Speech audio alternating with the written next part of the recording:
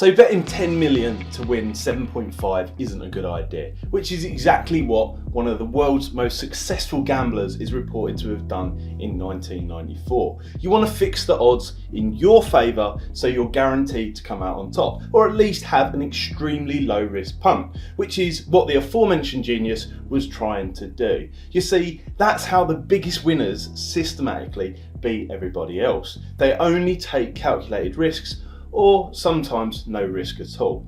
If you're playing cards or betting on sport, it doesn't matter. The core principles are the same. It doesn't matter which sport you bet on either, football, tennis, racing, or any other. It's irrelevant. You just need to ensure that payout exceeds the risk of playing. Let me say that again. You just need to ensure that payout exceeds the risk of playing. Science and maths have proven that you'll come out on top longer term. Now, I appreciate that's easier said than done, and I don't want to dress it up to be something that's not. So let me show you an example of low risk betting methods and why they work. In most cases, you don't need a massive bankroll to try them. If you do, remember to do it responsibly. The first of the three methods I'm going to show you is the most scalable, although perhaps the most difficult. The underlying mechanics are laid out for you clearly in a separate video shared in the description down below this video. But the main point is simple: identifying value. Value as in there and then in the present moment, because you need to beat the starting odds line.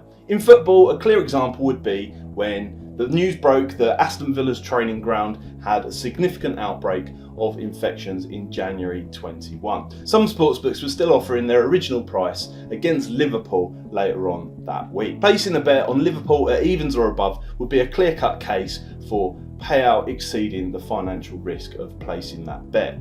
In some instances, the bookies were still offering the same price a good 15 minutes after the news had broke. So this would be a clear-cut example of definable betting value. The probable chance of the team winning had just drastically changed, but the price had not. Next, the second method is the most simple and lowest risk, although unfortunately it's the least profitable too. Technology's made it effortless to do, and bookies absolutely hate it because you're simply exploiting their price mistakes by backing all outcomes at the same time and pocketing the difference. If there's no price mistake, you just don't do it. Finding a difference in the odds on offer gives you a payout that exceeds the risk of playing. Simple enough.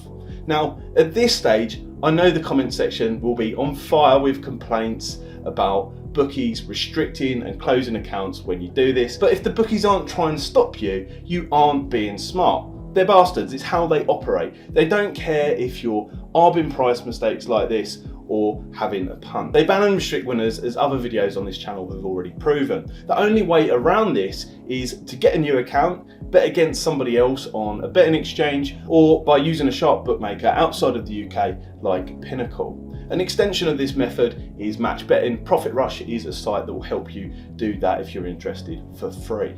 The third way of fixing the odds in your favour is more profitable and doesn't come with the risk of getting your betting account restricted or closed. Although it is trickier than arbing and match betting. Doing this has taken me from a position of being broke to complete freedom over the last 10 years, so I can show you some solid examples here on the screen. The perfect ingredients are a situation like this, where there's significant price change in the market prices. It happens hundreds of times a day on multiple sports. Now, think of it like this: a change in price can only go one way or the other. There are two options. It can go up or it can go down. So effectively, it's a 50-50 bet on price movement, like you might see with stocks, shares, or currency, except it's not 50-50. You don't have to enter a fixed contract, and winnings aren't taxable by the government. The key is to find a situation where you can bet on price movement for a short period of time for a specific reason, and then cash out for a profit. It's a tactical play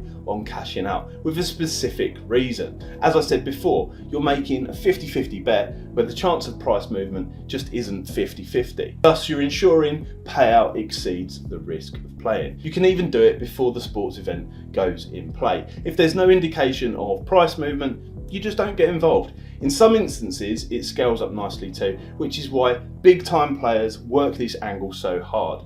Now, I've teased you here without showing you the good stuff, so let's take a look at indicators that will help you recognise an up and coming mover. An obvious example to start might be the previous reference between Villa and Liverpool. Breaking news can be really helpful if you're trading bets like this.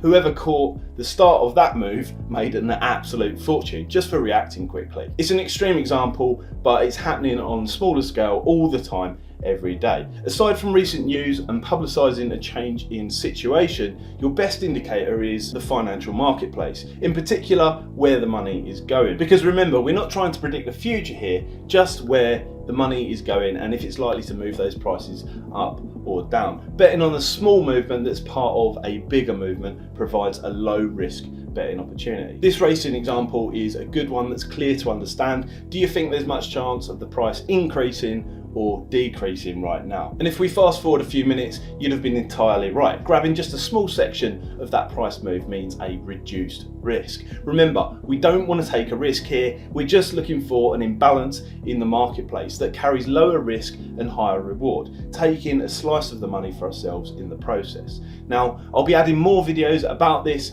in the coming weeks as the Premier League kicks off. So if you're interested, don't forget to subscribe now, because this is the lowest risk betting method that yields sizable returns and is still being used today by big players like these two here in the end screen. Their stories are remarkable. Just check them out. I guarantee they'll blow your mind, regardless of the sport that you bet on.